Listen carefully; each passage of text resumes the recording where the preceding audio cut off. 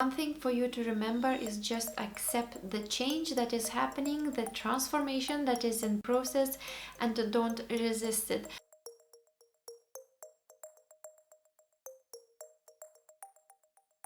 Hello everyone, I hope that you're doing really well today, and thank you so much for watching this video. First of all, I really want to thank you for all of you who sent me video requests, because that allows me to know what you want to see next, and this was one of the things that you have requested. So I thought I'll make a video on how I transitioned from having one kid to 2 kids, what things worked for me and what helped me to make this transition easier on my first child and on myself and on my husband. First of all, I want to tell all of you who are worried, who are frustrated, who are not sure of what to do and how your life is going to change, how it's going to look like, how you're going to manage. I can tell you that it is absolutely manageable and it does get better, and there are a few things that can be done to make it a little bit easier. I personally have 2 kids. One of them is 4-year-old and another one is 2.5, so I have quite a few tips for you. The advice that I have for you is to prepare your baby number 1. Just tell them stories about their new baby brother or sister. Tell them the story about the baby who lives in your belly and the things that they can do together when the baby comes, and let them listen to the baby when the baby is moving, let them touch their belly. What really worked for me, it was a really great book that was given to me by my friend, and it was called I'm Going to Be a Big Sister. So we often used to read that book, and she was getting more familiarized as to what it means to be a sister. I also would encourage her to observe our siblings in real life and how they play together, the benefits of having a sibling. But I didn't want to put too much pressure on her and make her understand these complex things that I will have to deal with myself and that I will have to transition into. So I did not expect too much from a 2-year-old. Really great advice that I have for you is to prepare maybe some DIY crafts from baby number 1 to number 2. Make them feel more excited and that they have something to give to the baby. Go to the shops and buy that baby new gifts and let them choose it. But at the same time, when baby arrives, it's a very good thing, and even throughout their being siblings, try to get a gift from baby number 2 to number 1, so that your second baby gets a gift to your first baby, because giving gifts is known to increase love between each other. The next step for easier transition from 1 kid to 2 kids is to get help, whether it is from your family members or from your friends. Just ask for help when you need it, and it will be beneficial for both you and your first child. If you can get someone to help you with your baby number 2 so that you can spend more good quality time with your first kid, get it. If you need to get just at least a shower or prepare a meal, just ask a friend to come over and help you out. Friends and family can also spend more time and do some activities with your baby number 1, so they feel more special and not left out. Don't feel ashamed to ask for help, because it's normal. And if you have someone who just had a baby, try to cook a meal for them, call them and ask them if they need help. It would be really great if you can give your family member or your friend some relief and some time off. Next step is to spend some good quality time with your first baby, and that's very important. Choose quality over quantity, even if it's 10 minutes or 15 minutes a day that you can give to your first child. It will make a huge difference. And focus on your time spent together entirely. Switch off your phone, just keep it in another room and play. Really involve yourself in the dialogue. If you want to read books together, if you want to play Play-Doh games, building blocks, anything at all, or just cook together, and you will see that you will be able to grow better relationship with your child, and your child will not feel left alone. My baby number 2 used to nap. I never used to take this time to cook or do house chores.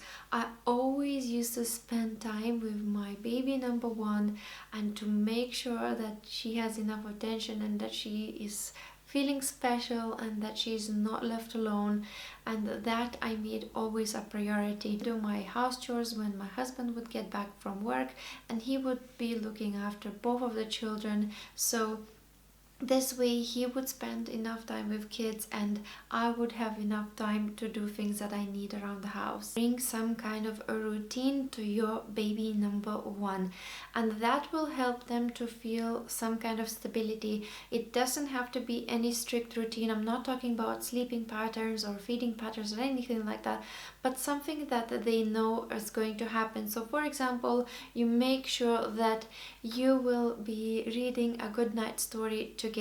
You can be probably taking them out to the park or to the playground every day around the same time, so they know what to expect. They know that this is going to happen. Keep your baby number 1 informed of everything you're doing with baby number 2. So for example, if you want to feed them, you just tell them, I'm going to lay down and feed the baby, please stay here and I'm coming back very soon.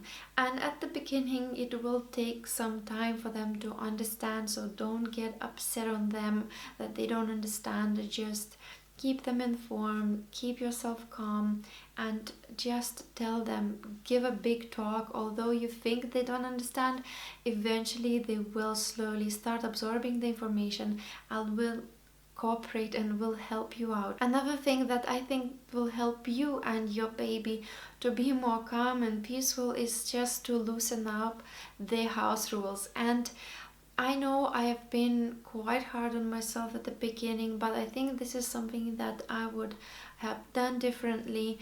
And I was very much into organic, very healthy living. I am very well read about the health benefits of healthy, wholesome foods, but at that time I just simply had no strength, no power and in myself to even make anything. These are the things that are completely unacceptable in my current life, but at that time I felt that this was the only thing that helped me to survive, because I had no help from my relatives, so I did not have anyone helping me out to cook meals or take care of my house. Don't be too hard on yourself. You will be able to regain your house rules and regain your previous lifestyle that you have chosen for yourself and you are well informed and that you want to follow. The things that I recommend doing is to co-sleep and baby wear, and these are absolutely amazing things, and I'm so happy I've tried it with my baby number 2, and I regret that I didn't do it with my baby number 1, and I will make a separate video about those two things. But the main thing is that co-sleeping will bring you closer to one another. You will be spending time although you are sleeping, and you'll be able to gain more sleep. So at the very beginning I slept with my baby myself from the very beginning. From day 1 he was sleeping with me in my bed, and I did take safety precautions. I started baby wearing from day 1 he was born, and it gave me so much free time.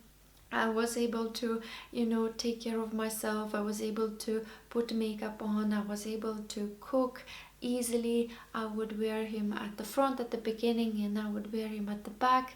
Later on, I will be making a video also on the review on the slings and what I recommend, what perfectly fit for us. While I was wearing my baby number 2, I was able to play with my first baby, just spend a good quality time together, or just take them for a walk and really concentrate on my first baby and talk to them. And the last thing that I wanted to suggest, if you are planning to go out somewhere, just prepare early. And what I used to do is, when I would come back with my baby, I would refill his bag with the items that I need to have for my next trip, so for the next day. So then on the day I don't have to do anything, or I just need to do a little, when you wake up, just dress up well for the day so that you can just get out of the house. You don't have to be thinking of what to wear and that you need to change your clothes.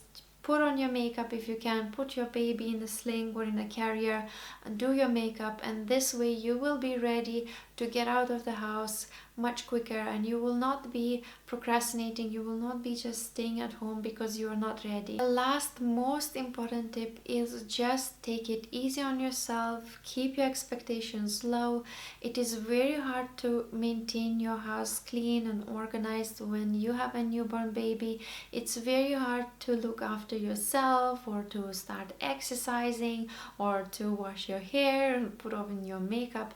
These things are secondary. The first thing is your baby, and this chaos that you are in will phase out very slowly and you will get back to a normal life. Don't try to get back to your normal life straight away. I know you might be feeling pressure or from outside, or the articles that you read or pictures that you see on social media of newborn moms and how they look perfect, how their house looks amazing, but their circumstances could be very different, or it could be that they got things right and just wanted to share it with everybody else, and they were very proud of that moment that they got it right and they got everything tidy and they looked after themselves. But these moments don't happen very often. Please take it easy on yourself, don't put extra pressure.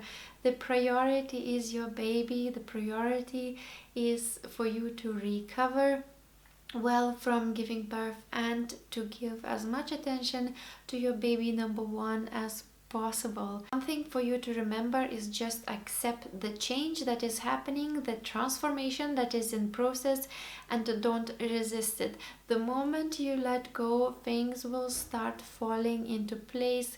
Take everything that is happening with you at the moment naturally. Don't try to make your life look different. Just take it as it is and you will see the transformation will happen. And it will also not happen overnight. It will happen very slowly. So give yourself enough time, sit back and just relax. I hope that this was useful for you. And also, if you have any suggestions or things that worked for you while you were transitioning from having one child to 2 children, please leave a comment below and share it with everybody else so we can all benefit and we can all learn. I hope to see you in my next video soon. Bye bye for now.